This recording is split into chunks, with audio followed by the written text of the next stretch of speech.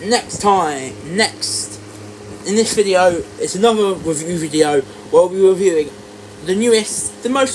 we'll be reviewing another Pixar film, or Disney film, another Pixar film called Onward, and a Netflix original animated movie called Mitchell vs. Machines. Like I said in the last video, this is probably not just the best Netflix animated film of this year so far, but the best animated film of the year so far.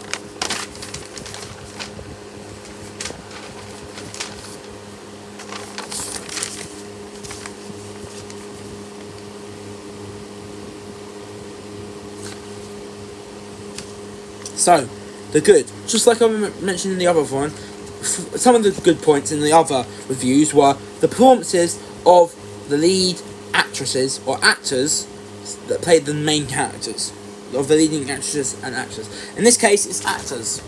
Actually,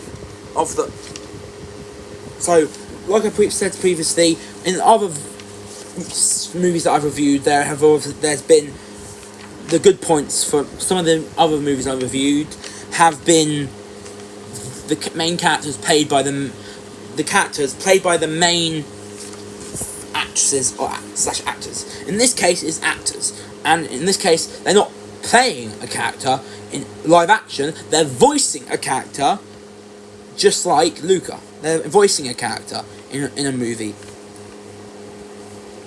and so point one is Barley, played by Chris Pratt, which is 20 out of 20. Not Barley as a character, but Chris Pratt as a person. Same with Tom Holland. He played Ian, 20 out of 20. The plot is a road trip, is a magical, mystical road trip. But there's other stuff. I'm not going to go into too much detail if you want to watch the film.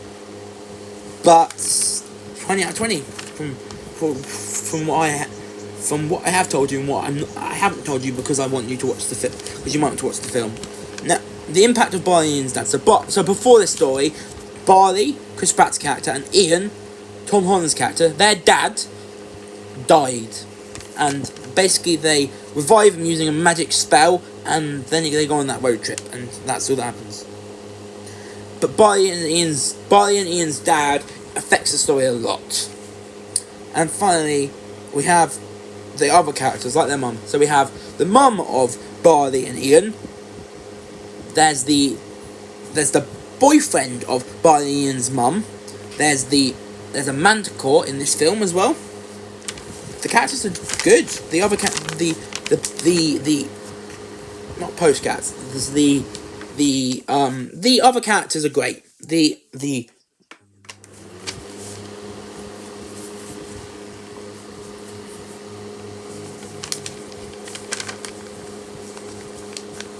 So I forgot what you call them. The people that are not the main characters.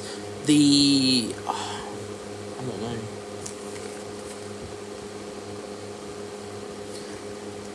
That is 20 out of 20 for the other characters, like their mum. The ending, it involves a dragon, boring. It's not as good as Rhino Lost. It's not as good as the Rhino Lost Dragon ending. Even though that doesn't involve dragons, but a ending involving a Lego looking dragon is just not the best idea. In an animated film as well, in an animated film, having a dragon made out of Lego as the villain is just too much. Speaking of, the design of the final dragon is awful, absolutely awful. He looks super ugly.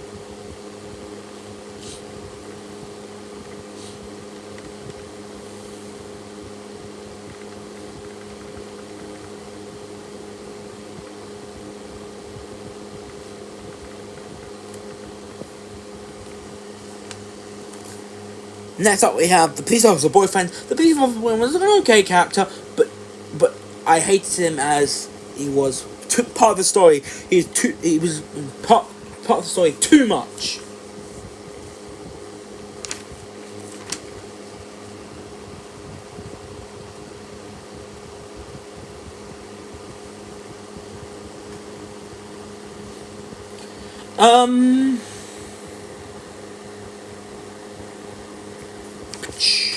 I don't really know. And next up, we have the biker gang sprites. I haven't mentioned about these people because these characters because they're unforgettable. They were very unforgettable. Next up, we have Barley's role playing game. It's what makes this part of the movie awful is Chris Pratt takes it too seriously, and it's just too much. Okay, so for the good, 100 out of 100. For the bad, 38 out of 100. Minusing them from each other, it gets an overall score of 62 out of 100, which is not the worst. And finally, now next up, you're ready for the best. One of the best, probably the second best movie on this list. Because I said The Mitchells vs. the Machine. No, the fourth best movie on this list, in this list of reviews that we're doing. I know I said it's the best animated film out of all these, but there's only 3 other animated films on this, and they are Onward, Luca, and Raya and the Last Dragon. But it's definitely all three Fear Street, all parts of the Fear Street trilogy are better than The Mitchells vs. the Machines. Even though The Mitchells Machines is a great film, I like part 1, 2, and 3 of Fear Street even better. So we have. There's no bad for this, by the way, because it's 100 out of 100. No bad. But going out of the good, we have the characters, we have the main family, we have the robots. I did make a bad, but I was like, you know what? I didn't find them really bad. I just didn't really like it. It's not really bad. But we have the characters, we have the family, we have the robots, we have the main villain. They're all very memorable. The plot, it's kind of easy. The Mitchells vs. the Machines. A family called the Mitchells facing off against a group of machines. Kind of easy. The animation style is like a comic. It's a comic book animation style, and what made Spider-Man Into the Spider-Verse so good was the comic book animation style, and the same type of style is used in this. Not like the superhero comic. It's like a normal fantasy comic, an animation comic. That's what it's more like. It's not like those Marvel comics where it's actually a nice look. The animation style is comic. It's a comic book animation style, not like the MCU animation comic book, and not like the comic books that you have in the MCU, but not like the MCU comic style, but the style of the animation style, the comic book animation style of Spider-Man Into the Spider-Verse and the new one that's coming out, Spider-Man Into the Spider-Verse 2. Next up, we have the cast. The cast is good. We've got Maya Rudolph as the mum. And then we've got some other good cast. We've also got some other good cast. People that voice the cast. I can't remember, off the top of my head, I can't remember many of the actors from the movie. The only one I can remember is that the mum of the Mitchells family was played by Maya Rudolph. But moving on, the family dynamic. This is the best part of the film. The family all vibe with each other really well. There's the dog. There's a dog, Monchi, and there's the 2 robots that they befriend, who become part of the family in the end.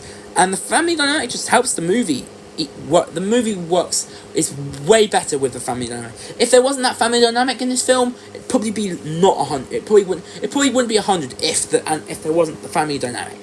But like I said, 20 out of 20 characters, 20 out of 20, 20 characters, 20 plot, 20 out of 20 plot, 20 out of 20 animation style comic book, 20 out of 20 cast, 20 out of 20 the family dynamic. 100 out of 100, the best score of the day, the only review, the best score out of all these 11 movies.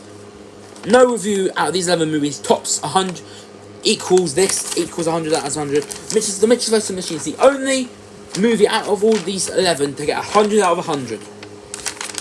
But that's going to be it for this episode.